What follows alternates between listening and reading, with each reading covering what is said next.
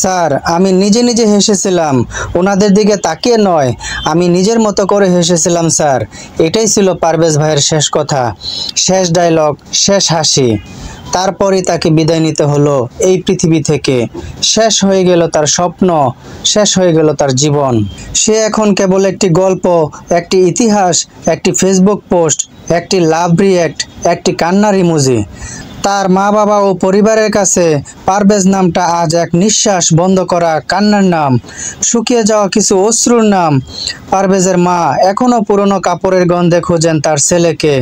ফেসবুকের ছবিগুলো দেখে চিৎকার করে অজ্ঞান হয়ে যান। এটাই কি স্বাধীনতা? পারভেজের অপরাধ, সে হাসি দিয়েছিল। হ্যাঁ, সে হাসি দিয়েছিল বলেই তার এমন পরিণতি। এই দেশে সুন্দরীদের সামনে হাসা এক মহা অপরাধ। এই পৃথিবীতে কিছু হাসি আছে যা অনেকের সহ্য হয় না। পারভেজ ছিল তেমনই একজন, যার হাসি ছিল প্রাণের প্রতিচ্ছবি।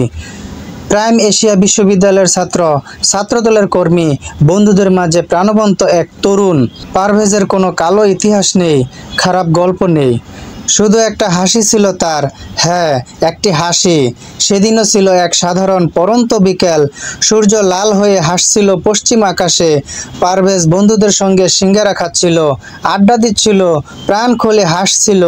সেই হাসিটাই হয়তো সহ্য হয়নি কারো। পাশের টেবিলে বসা এক নারী ভেবে নিলেন তাকে নিয়েই বুঝি হাসাহাসি। ফোন দিলেন তার বন্ধুদের। মুহূর্তেই থেমে গেল আড্ডার শব্দ। রক্তে রাঙা হয়ে উঠল সেই বিকেল। পারভেজের বুক চিরে বসিয়ে দেওয়া হলো ধারালো ছুরি। এক মুহূর্তেই সব শেষ, সব হাসি, সব গল্প, সব কবিতা, সব ইতিহাস। একটি হাসির মূল্য দিতে হলো প্রাণ দিয়ে। এটাই কি পারভেজের নিয়তি? এটাই কি তার প্রাপ্য ছিল স্বাধীনতার উপহার হিসাবে? দেশ দেখছে, সবাই চুপ। আরে ভাই, সে ছাত্র দলে ছিল কিনা বা অন্য কোনো দলে ছিল কিনা সেটা বড় কথা নয়। একজন তরুণকে এমন নৃশংসভাবে হত্যা করা হলো, এটাই তো মূল বিষয়। এই সমাজে যদি এর বিচার না হয় তাহলে পারভেজের মতো আরও অনেক তরুণের জীবন এভাবে হারিয়ে যাবে। তাই আসুন আজই প্রতিবাদ করি, জোরালোভাবে বলি, আর নয় প্রাণহানি, আর নয় এমন মৃত্যু। পারভেজ হত্যার বিচার চাই, চাই সর্বোচ্চ শাস্তি। কারণ একজনের জন্য ন্যায় বিচার মানে ভবিষ্যতের জন্য নিরাপত্তা। এই প্রতিবাদ পারভেজের জন্য নয়, আমাদের জন্য। আপনারাও কমেন্ট করে এর প্রতিবাদ জানান।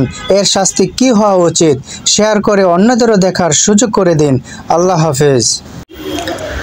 আল্লাহ, আমরা যেন সঠিক পথে চলতে পারি এবং ইসলামের পথে চলতে পারি। আল্লাহ আমাদের সবাইকে হেদায়েত দান করুন। আমিন।